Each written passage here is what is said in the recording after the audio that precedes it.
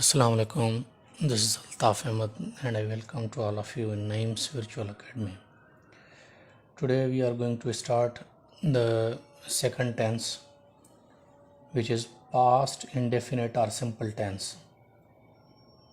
Prior we had learned the present simple or indefinite tense, and now it's the time to move on past indefinite or simple tense. In Sindhi it is called Zaman Mazi Mutlaq या सादो.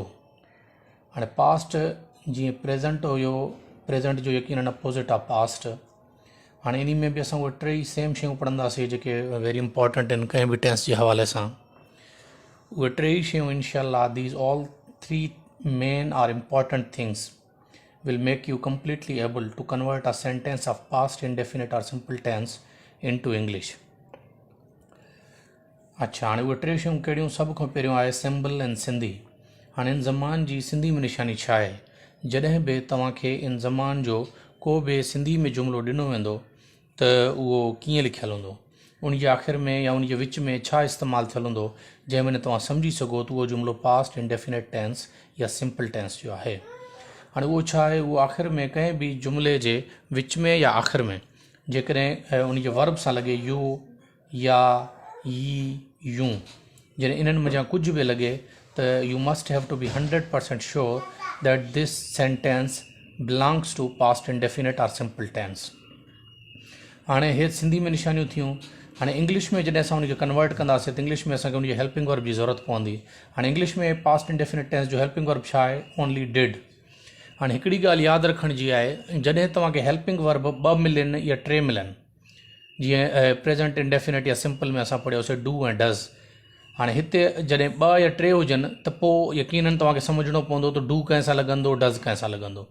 जॾहिं हुजे ई हिकिड़ी त 101% तव्हांखे सम्झ अचणु घुरिजे त उहा सभिनी सां उहा ई लॻंदी.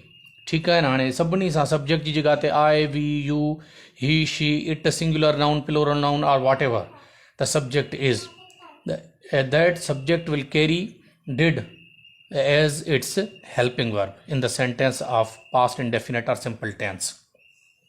हाणे जॾहिं हे डिड आहे त सभिनी सां डिड ई लॻंदो.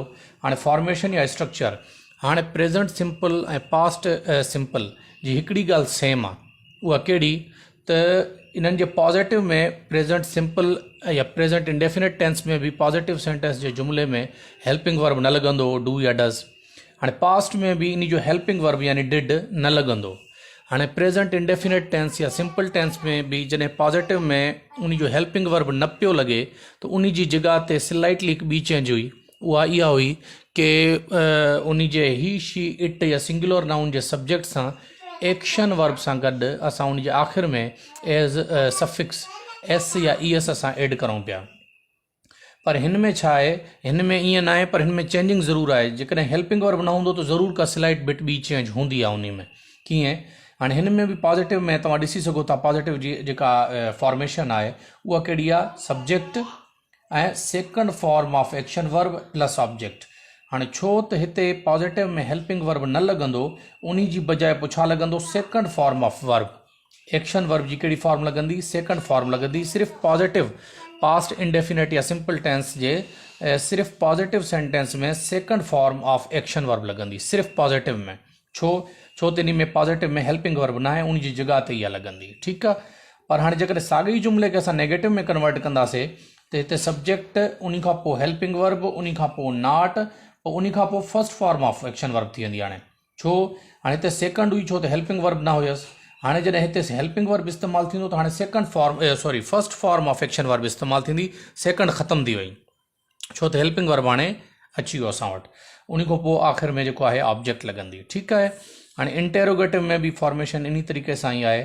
सभ खां पहिरियों तव्हां रखंदव हेल्पिंग वर्ब, उन खां पोइ रखंदव सब्जेक्ट, उन खां पोइ first form of action verb. हाणे फर्स्ट मां इन जे लाइ तव्हां लाइ क्लियर करे लिखियो आहे त तव्हांखे मुंझारो न थिए त फर्स्ट में असां सेकंड ॾींहुं आहियूं त हेठि कीअं थींदो? जिते बि हेल्पिंग वर्ब लॻी वञे उते पास्ट इंडेफिनिट टेंस जे सेंटेंस में जेको आहे सेकंड फॉर्म न लॻंदी, उते फर्स्ट फॉर्म लॻंदी. जॾहिं हेल्पिंग वर्ब निकिरी वञे, जीअं हाणे पॉज़िटिव में हेल्पिंग वर्ब न आहे, जॾहिं हेल्पिंग वर्ब न हुजे त उन जी जॻह ते छा थींदो? पास्ट इंडेफिनिट टेंस जो अगरि जुमिलो हुजे, पॉज़िटिव जो जुमिलो हुजे, पोइ छा थींदो? सब्जेक्ट खां बाद second form of action verb लॻंदी. ठीकु आहे। इंटेरोगेटिव नेगेटिव में बि साॻियो ई तरीक़ो जेको आहे अप्लाई थींदो। इंटेरोगेटिव आहे त हेल्पिंग वर्ब सभु खां पहिरियों, पोइ सब्जेक्ट, हाणे नेगेटिव आहे त वरी नॉट, सब्जेक्ट खां बाद में नॉट, पोइ वरी first form of action verb, first form इन जे करे जो हिते हेल्पिंग वर्ब लॻी वियो, उन खां पोइ आख़िर में असां रखंदासीं ऑब्जेक्ट। हाणे इंग्लिश में हिकिड़ो प्रॉवर्ब आहे, चवंदा आहिनि common sense is not common. ठीकु आहे, इहो मशहूरु आहे, माना आम दिमाग़ बि माण्हुनि वटि एतिरो आम कोन्हे। हाणे अॻे भेरे मूंखां कंहिं जेको आहे स्टूडेंट हिकिड़े सवाल कयो, उन चयो त सर जेकॾहिं फॉर एग्ज़ाम्पल असां हेॾे हणूं था पिया इन में एस या ई एस हणूं था पिया त हेठि जेको आहे छो न लॻंदो। हाणे उहो तव्हांखे उन ॾींहुं बि मां सम्झाए चुको हुअमि अॻु में बि इहा ॻाल्हि, कि जेको आहे उहो डू हूंदो आहे इन जो हेल्पिंग वर्ब, पर जेकॾहिं ही शी इट अची वञे, प्रेज़ेंट सिंपल जी ॻाल्हि कयूं था पिया, त हुते डज़ लॻी वेंदो, इन जे करे एक्शन वर्ब में जेको आहे उहो सेकंड फॉर्म एस या ई एस जेको एक्शन वर्ब सां असां हणूं पिया उहो ख़तमु थी वेंदो। साॻियो ई तरीक़ो इन में अप्लाई थींदो, जेकॾहिं हेल्पिंग वर्ब न आहे त सेकंड फॉर्म आहे, जेकॾहिं जेको आहे हेल्पिंग वर्ब इस्तेमालु थियल आहे त पोइ फर्स्ट फॉर्म थींदी। अच्छा, नंबर ॿियों क्वेश्चन, कंहिं स्टूडेंट मूंखां इहो बि सुवाल कयो हुयो त सर ऑब्जेक्ट भला ज़रूरी आहे छा सेंटेंस में, ऑब्जेक्ट खां बग़ैर। हाणे मां तव्हांखे इहा शइ अॻु में ई पढ़ाया आहियो आहे त जुमिले जो सभ खां most important part of a sentence is or which we call the heart of a sentence is only verb. जुमिले जो सभ खां अहम या मुख्य जेको हिसो आहे उहो सिर्फ़ु वर्ब आहे। ठीकु आहे, बाक़ी हिसा आहिनि ठीकु आहे, न आहिनि बि ठीकु आहे, पर वर्ब तमामु अहम ऐं इम्पॉर्टेंट हिसो आहे जुमिले जो। हाणे कोई उन स्टूडेंट मूंखां पुछो सर छा ऑब्जेक्ट खां बग़ैर जुमिलो न ठहंदो? मां चयो बिल्कुलु ठहंदो, छो न ठहंदो? चए पोइ तव्हां ऑब्जेक्ट पढ़ायो छो आहे? मां चयो बाबा सिंपल ॻाल्हि आहे, जेकॾहिं तव्हांखे ऑब्जेक्ट अची वञे, तव्हांखे फॉर्मेशन जी ख़बर ई न हुजे त पहिरियों सब्जेक्ट, हाणे फॉर एग्ज़ाम्पल मां तव्हांखे पढ़ायां, पहिरियों सब्जेक्ट रखो, पोइ जेको आहे एक्शन वर्ब रखो। हाणे तव्हांखे ऑब्जेक्ट त मां पढ़ायो ई कोन, हाणे तव्हां चवंदो ऑब्जेक्ट असां रखूं किथे? पहिरियों रखिणो आहे सब्जेक्ट ऐं इन जे विच में रखिणो आहे, छो त ऑब्जेक्ट त असां पढ़ियो ई कोन्हे। ऑब्जेक्ट जुमिले जो हिसो आहे, इन जे करे मां तव्हांखे ॿुधाए छॾां थो त ऑब्जेक्ट अचे त तव्हां किथे रखंदव, पर it does not I mean के object is the compulsory part of a sentence. No, only the most important and compulsory part of a sentence is verb. सिर्फ़ु वर्ब ई सभ खां अहम हिसो आहे सेंटेंस जो। ठीकु आहे, हाणे असां कन्वर्ट कयूं था सेंटेंस खे। हाणे असां वटि सेंटेंस आहे मां ख़त लिखियो। ठीकु आहे, हाणे मां ख़त लिखियो, हाणे इन में तव्हां हे तव्हां इन जी जेको आहे सिंबल ॾिसी सघो था, पास्ट इंडेफिनिट टेंस जी सेंटेंस में उन जो वर्ब सां सिंबल लॻल आहे इहो, उहे असां जेका हे असां लिखी आहियूं ऑलरेडी। ठीकु आहे, लिखियो। हाणे इन में असांखे जॾहिं इहा मिली वई, निशानी मिली वई, हाणे ॿी शइ ॾिसण जी ज़रूरत कोन्हे, असांखे श्योर थी वियो त हाणे इहो जेको सेंटेंस आहे कहिड़े टेंस सां तालुक़ु रखे थो, पास्ट इंडेफिनिट टेंस सां इहो तालुक़ु रखे थो। ठीकु आहे, हाणे इन खे कन्वर्ट कंदासीं असांखे इंग्लिश में इन जी हेल्पिंग वर्ब बि ख़बर आहे, पर जीअं त हे जुमिलो पॉज़िटिव जो आहे। हाणे पॉज़िटिव जो कीअं ख़बर पई? छो त इन में कोई सवाल न आहे पुछियल, इन में कंहिं क़िस्म जो इनकार बि न आहे थियल, इन जे करे इहो पॉज़िटिव या सिंपल सेंटेंस आहे। ठीकु आहे, मां ख़त लिखियो, जॾहिं पॉज़िटिव जो जुमिलो हुजे ऐं पास्ट इंडेफिनिट टेंस जो जुमिलो हुजे त उहो स्ट्रक्चर असां हे फॉलो कंदासीं। सभ खां पहिरियों असां छा रखंदासीं? सब्जेक्ट। हिन सेंटेंस जो सब्जेक्ट कहिड़ो आहे? सब्जेक्ट आहे मां। सब्जेक्ट तव्हां ख़बर आहे छा हूंदो आहे, अॻु में असां पढ़ी चुका आहियूं, इन ते वधीक टाइम ज़ाया नथा करूं, जेको जुमिले में कम जो कंदड़ हूंदो आहे मां। हाणे सभ खां पहिरियों असां सब्जेक्ट रखंदासीं, सब्जेक्ट रखियोसीं आहे, उन खां पोइ छा आहे? Second form of action verb, छो त हिते हेल्पिंग वर्ब न इस्तेमालु कंदासीं, second form of action verb थींदी। हाणे हिते छा आहे? लिखियो। हाणे लिखण जी फर्स्ट फॉर्म छा आहे? राइट। लिखण जी इंग्लिश आहे राइट। उनजी सेकंड फॉर्म छा आहे? रोट। थर्ड फॉर्म आहे रिटन। हिते सेकंड फॉर्म इस्तेमालु थींदी रोट। आख़िर में असां ऑब्जेक्ट खे रखंदासीं, जीअं आहे ख़त आ लेटर, आई रोट आ लेटर। ठीकु आहे, हाणे इहो जेको आहे इन जो सिंपल रखण जो जेको आहे तरीक़ेकार आहे। हे थी वियो पॉज़िटिव। हाणे इन साॻे पॉज़िटिव खे असां नेगेटिव में कन्वर्ट कयूं था। हाणे उहो हे सभ खां पहिरियों रखूं सब्जेक्ट। सब्जेक्ट जेको आहे असांजो आहे उन खां पोइ हेल्पिंग वर्ब डिड, उन खां पोइ नॉट, उन खां पोइ first form of action verb. हाणे हे जेको तव्हां ॾिसी सघो था, रोट आहे, इहो पंहिंजी असल फॉर्म यानी फर्स्ट फॉर्म ॾे कन्वर्ट थी वियो। छो त हिते उनजो डिड इस्तेमालु थी वियो, हेल्पिंग वर्ब। हाणे डिड इस्तेमालु थियो त हेॾे वापसि फर्स्ट फॉर्म में कन्वर्ट थी वेंदो इहो, I did not write a letter. हाणे हे नेगेटिव में कन्वर्ट थी वियो। उन खां पोइ अचो इंटेरोगेटिव। सभ खां पहिरियों छा रखंदोसि? Helping verb. ओ इंटेरोगेटिव सभ खां पहिरियों असां हेल्पिंग वर्ब रखियो आहे। हाणे तव्हां ॾिसी सघो था हिते हेल्पिंग वर्ब डी स्मॉल आहे। हाणे जॾहिं ॿाहिरि खणी था अचूं त सेंटेंस जो पहिरियों लेटर थी वियो इहो, इन जे लाइ कैपिटल थी वियो डिड। हाणे आए यादि रखे छॾो, आए जॾहिं बि अकेलो यानी मां जे लाइ इस्तेमालु थींदो, अकेलो इस्तेमालु थींदो त उहो हमेशह कैपिटल ईंदो आहे। यादि रखे छॾियो, इहा मिस्टेक छो त मां अॼु बि काफ़ी स्टूडेंट्स में इहा शइ ॾिसंदो आहियां, उहे आए जॾहिं लिखंदा आहिनि त आए जेको आहे स्मॉल में लिखंदा आहिनि, आए कॾहिं बि स्मॉल में न लिखियो वेंदो आहे। हा, जेकॾहिं कंहिं ॿिए वर्ड जी शुरूआति में आहे, जीअं इंटेलिजेंट जी शुरूआति में आए आहे, उते स्मॉल ईंदो, या कंहिं ॿिए वर्ड जे आख़िर में आहे तॾहिं बि स्मॉल ईंदो। पर आए जी जॾहिं माना हुजे मां जे लाइ जेको असां आए इस्तेमालु कंदा आहियूं, उहो हमेशह कैपिटल ईंदो आहे, इहा ॻाल्हि यादि रखे छॾो। हाणे हे थियो आए, उन खां पोइ साॻी जी फर्स्ट फॉर्म रखंदासीं राइट, उहो हे फर्स्ट फॉर्म लिखियलु आहे राइट। आख़िर में ऑब्जेक्ट हे रखियोसीं, हाणे छो त इंटेरोगेटिव आहे, आख़िर में क्वेश्चन मार्क हणंदासीं। उन खां पोइ अचो इंटेरोगेटिव ऐं नेगेटिव, त सभ खां पहिरियों हेल्पिंग वर्ब जेको आहे डिड, उन खां पोइ आहे सब्जेक्ट यानी आए, उन खां पोइ नॉट, उन खां पोइ first form of action verb which is write, in the last we will have to put down object which is a letter. हाणे हिकिड़ी तमामु अहम ॻाल्हि अथव, इहा बि तव्हांखे ख़बर हुजणु घुरिजे, जॾहिं को तव्हां खां फॉर्मेशन पुछे यानी वर्बली तव्हां खां पुछे, पोइ तव्हांखे ईअं न आहे ॿुधाइणो त जेकॾहिं पॉज़िटिव जुमिलो आहे सर पहिरियों सब्जेक्ट, पोइ एक्शन वर्ब, पोइ ऑब्जेक्ट, पोइ फुल स्टॉप। इंटेरोगेटिव जी ईअं न आहे ॿुधाइणी सर पहिरियों हेल्पिंग वर्ब, पोइ सब्जेक्ट, पोइ एक्शन वर्ब, पोइ ऑब्जेक्ट, आख़िर में क्वेश्चन मार्क। जॾहिं वर्बली को तव्हां खां पुछे, ज़बानी को तव्हां खां पुछे, त फॉर्मेशन में पोइ फुल स्टॉप ऐं क्वेश्चन इहे न ॿुधाइबा आहिनि, कामा, फुल स्टॉप, एक्सक्लेमेशन मार्क इहे न ॿुधाइबा आहिनि। पर तव्हांखे मां लिखायां इन जे करे थो, जो मां तव्हांखे इन जे करे पढ़ी करे ॿुधायां थो, जीअं तव्हांजे ज़हन में इहो वेहिजी वञे त लिखण टाइम इहे लाज़मी आहिनि, लिखण टाइम इन्हनि जी वॾी इंपॉर्टेंस आहे। फुल स्टॉप न ॾींदो त माना ईअं सम्झो जुमिलो तव्हांजो कंप्लीट ई न आहे थियो, ग्रामेटिकली जुमिले में तव्हां हिकु एरर छॾे आया आहियो। पर ॿुधाइण में ईअं न थींदो आहे। जेकॾहिं तव्हां वञा कुझु शागिर्दनि खे ख़बर हुजे, कुझु वक़्तु अॻु जी ॻाल्हि आहे त नवाज़ शरीफ़ जी धीउ आहे जेका मरियम नवाज़, उन पार्लियामेंट में हिकु तकरीर कई, पोइ उहा हिकु लेटर पढ़े पई उन पार्लियामेंट में, उन में क्वेश्चन मार्क, फुल स्टॉप ऐं कॉमा खे बि पढ़े पई। फॉर एग्ज़ाम्पल जुमिलो कंप्लीट करे पई, चए फुल स्टॉप, वरी चए आई एम गोइंग टू से कॉमा। हाणे जॾहिं comma, full stop, question mark बि पढ़े पई त पूरी पार्लियामेंट उन ते खिले पई। हाणे जेकॾहिं तव्हांखे ख़बर आहे त ठीकु आहे, जेकॾहिं न तव्हां इन ते गूगल ते सर्च बि करे सघोसि था। त मतिलबु ॿुधाइण टाइम इहा शइ न कबी आहे, फुल स्टॉप, कॉमा, इहा न, इहा लिखण टाइम इन्हनि जो ख़्यालु रखिबो आहे, ॿुधाइण टाइम इहा ॻाल्हि न कबी आहे। ठीकु आहे, हाणे हे तव्हांजो जुमिलो थी वियो हिकिड़ो। उन खां पोइ सेकंड सेंटेंस मां तव्हांजी आसानी जे लाइ, जीअं तव्हांखे जेको आहे इलाबोरेशन तव्हांजी क्लियर थी वञे, ॿियो आहे हुन दुकान खोली। हाणे जीअं प्रेज़ेंट सिंपल में हुयो, सब्जेक्ट आए हुजे, वी हुजे, यू हुजे, त उन जे हेल्पिंग एक्शन वर्ब सां ई लॻंदो। हाणे हिते कोई अहिड़ो चकर कोन्हे, सब्जेक्ट कोई बि हुजे, पॉज़िटिव में पास्ट इंडेफिनिट टेंस जो जुमिलो हुजे, पॉज़िटिव सेंटेंस हुजे, सब्जेक्ट जी जॻह ते कुझु बि हुजे, आए, V, you, he, she, it, कुझु बि हुजे, उन सां second form of action verb लॻंदी। सब्जेक्ट कुझु बि हुजे, ठीकु आहे। ऐं जॾहिं हेल्पिंग वर्ब अची वञे त सब्जेक्ट कुझु बि हुजे, उन सां पोइ first form of action verb लॻंदी। हेल्पिंग वर्ब सेम डिड ई लॻंदो, हिते ॿ हेल्पिंग वर्ब आहिनि ई कोन। हाणे हे मां इन जे करे लिखियो आहे त ईअं न थिए वरी हिते हुन सां, मां में तव्हां चवंदोसीं हिते थियो हुन में कीअं थींदो।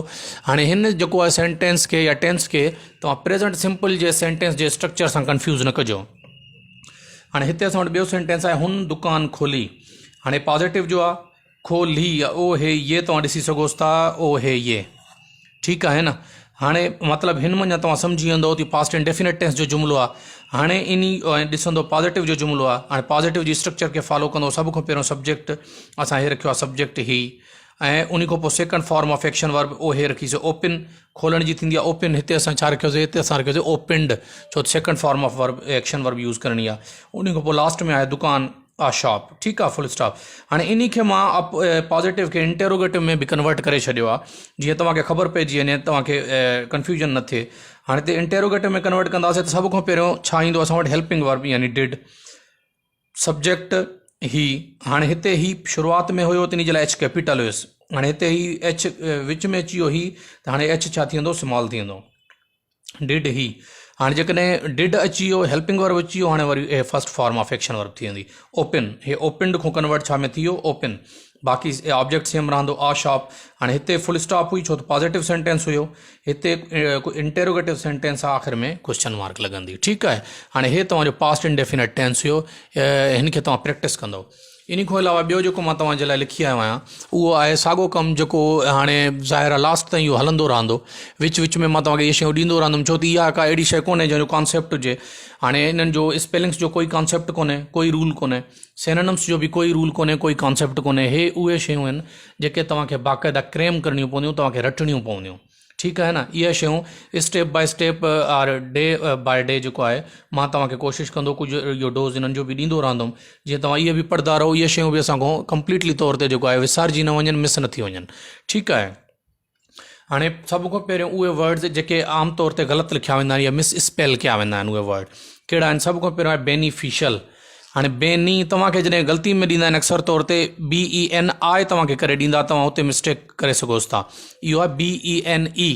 फीशल, शल CIAL, शीन जो आवाज़ CIA बि कढींदो आहे, उहो थींदो बेनीफिशियल FICIAL। उन खां पोइ आहे बिस्किट। हाणे बिस्किट KIT बि तव्हांखे ॾेई सघनि था, CU या CIT बि ॾेई सघनि था तव्हांखे। हे थोरो मुंझारे वारी आहे थोरी स्पेलिंग, इहो बि तव्हां गौर सां ॾिसी सघो। आम तौर ते असां इहो वर्ड इस्तेमालु कंदा आहियूं, पर लिखण वारे टाइम ख़बर पवंदी आहे, तिन में थोरो आहे स्पेलिंग में। Biscuit BISCUIT। उन खां पोइ आहे बकेट। इन जो तव्हां ॾिठो हूंदो, फ्लावर्स बकेट चवंदा आहिनि इन खे, जंहिंमें गुल पियल हूंदा आहिनि हिकु इन में घणा। बकेट जी स्पेल छा आहे? BOUQUET, bucket. उन खां पोइ आहे ब्यूरोक्रेसी।